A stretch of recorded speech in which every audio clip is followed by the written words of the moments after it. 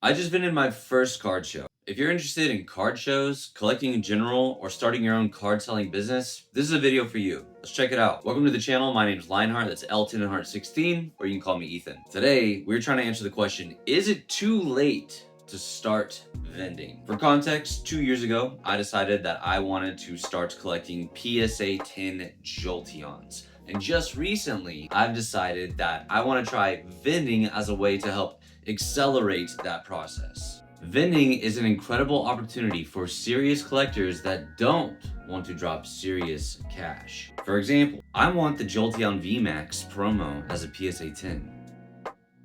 I don't have $700. I also want the Legendary Collection Jolteon Reverse Holo as a PSA 10. I don't have $3,500. And I really want a Gold Star Jolteon as a PSA 10. But guess what I don't have? $12,000.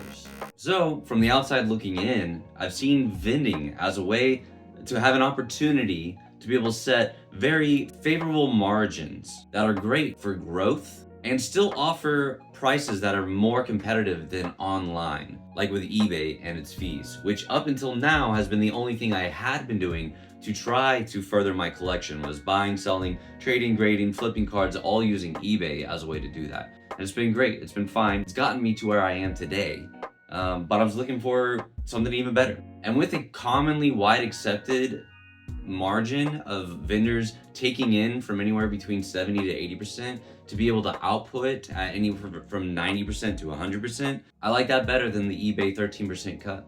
But as I was preparing for my first show, I couldn't help but wonder if I was just too late to this whole thing. Card show popularity, both as vendors and buyers, has spiked hard in the last couple of years, with both sports and like all TCGs in general just growing immensely in attention, popularity, and liquidity. If you live near a bigger city, there are most likely multiple shows within an hour or two of where you live each weekend. Each of these shows has plenty of vendors, and some even have a waiting list to get a table to vend. I'm on a waiting list right now for a show coming up in like 2 months. Some of the bigger shows have to be very selective and picky about who gets to vend at their show. And they might just turn a vendor down if they think what that vendor is bringing to occupy one of their tables just doesn't fit the show well. It's something weird that I'm having to learn from the vendor perspective, both as someone who's hosted a show before, but also now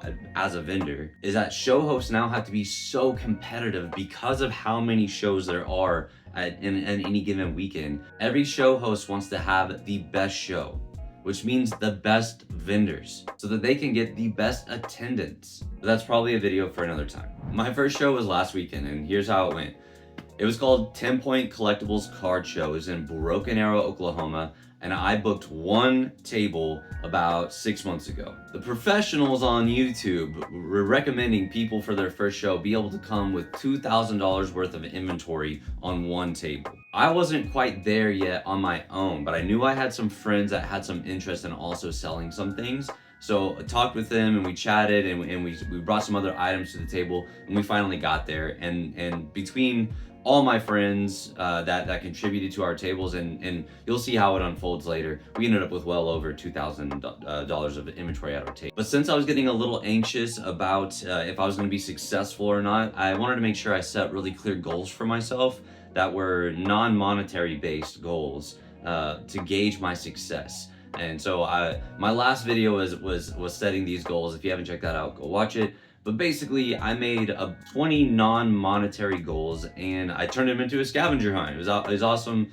People got to do it at the show, and I'm happy to report that I completed my 20 goals. And so I'm proud of myself. I did it. I just right there, I had a successful card show because I completed all my goals. And the scavenger hunt itself was actually a hit with the kids. They would come up to the show, and a lot of them were vendor kids, and sometimes the vendor kids get there, you know how kids are, they just, even though it's a fun thing to do, they can't be at that place for that long without something to do. So they'd come up to my booth, I'd give them the scavenger hunt, they'd scram for like, 30 minutes to an hour or 2 hours even to finish this whole thing. And out of almost like 50 people that I had try the scavenger hunt, I only had 2 people finish it all the way, and that was pretty awesome. So I actually consider that a great success as for what I brought as a vendor to the show. I felt I felt like I brought something that enhanced the show. But that's a little biased of me, right? I accept that. But anyways, now we're at the point in the video where I was gonna show you all like a bunch of footage of the show, and I had a whole bunch of plans to interview people at the show and do all these awesome, crazy, fun things with like, you know, just like buyer POV, vendor POV, like all the other stuff that you see. Guys, I was so anxious and nervous and focused and like locked in for the whole thing. I didn't get hardly any footage at all. So here's some footage that I did have, and I hope you guys enjoy it, but it is not much, and I apologize. Here you go.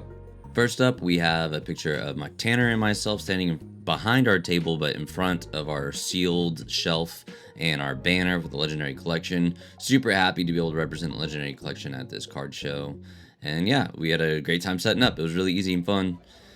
Then I had a second to take a video from behind our table as the show had died down for a little bit for that first day. So I just kind of picked the camera up and was like, oh, I need something. I need some sort of content. So here's just a look. You guys can see like the venue size. I think there was room for almost 200 tables, I think. And yeah, as you can see, the guests at our table right here are looking through our binder. Like I said, our binder was the hottest thing that we were selling. Now I had a second to get on the other side of our table, and I started recording down the row because I wanted you all to see the vendor next to us and their like awesome collection. They had a ton of slabs and a lot of great singles, filling up a bunch of Zion cases. And also the other neighbor on the other side also had a bunch of really high-end slabs, and I just wanted to show you guys like a reference of like what we had compared to our neighbors, which actually made for a really good setup for us, because I feel like our table that starts right here with this black case is just a lot different than what is surrounding us, and I think that gave us a good advantage in the show. Here's the final shot I have of the show. I had a chance to walk around and see some of the other vendor tables, and I actually just love the sound of everything, like the commotion, and like if you listen, you can hear people making deals here and there. I just love it. I think it's so cool. But yeah, great venue. Over to the right here that I'm about to look at, this is Pika Star Kid. They're awesome. Go follow them. And then right here is Randy with 10 Point Collection, actually the host of the show, and he was a great host. We will absolutely be doing more of his shows if we get the opportunity to. It was great. He even had this little snack station over here to the right that I hit up twice that vendors got free coffee. So I absolutely needed that coffee for this thing, and I love that. But yeah, that's the show. Oh, and I really want to shout out this kid, Archer, who is also starting a collection of Jolteons. He came to the table, and I thought that was so cool that he was able to show me his binder, and I was even able to sell him one of my Jolteons. So keep working, Archer. I hope you all enjoyed that content that I got from the show. But here we are, we're about to answer the big question. Before we do that, if you've enjoyed this video so far, please like and subscribe. Small channel goes a long way. Trying to turn this into a full-time thing. If it works out, help your boy out. Thank you. Now, let's answer the big questions. Am I too late to the vending game? How did our table do in general? Did we make money? First of all, I would like to remember, again, we accomplished our non-monetary goals. So our table did great. And from what I've been told from my friends, each one of us made enough money that justified our cost in on the table. And I would say we even made enough that we did better than if we just sold everything on eBay. And here are the things that sold.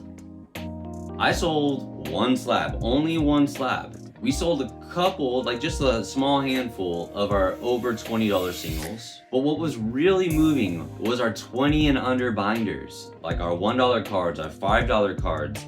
Those things were just going. Like people were just like, oh, what do you have? What do you have? We had a lot of people doing master sets or looking for one specific Pokemon, but they needed a really niche $2 card.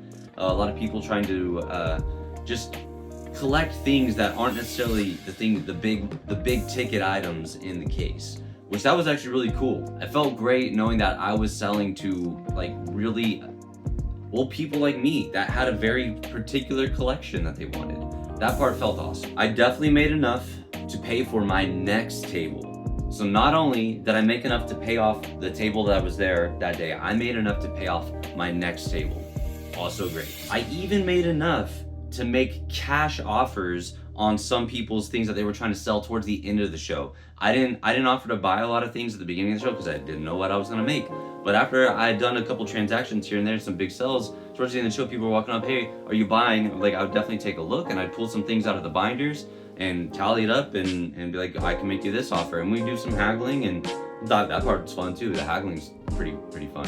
But so yeah, I made some cash offers on some cards to help repopulate my inventory. The two most important pieces, other than my non-monetary goals for the show, that I'm taking away with the show is, one, I learned what people are looking for. So now I have a month to repopulate that under $20 binder full of all the things that people were asking for at the show. And two, before the show started, I did a lot of research and I organized a buying, selling, and trading strategy. Certain items we were looking for, what percentages we could take on these items, and knowing how quickly we could sell, things to not buy, things to wait on. I put together a whole little portfolio, or whatever you want to call it, for my buds, and like, here's my strategy for the weekend.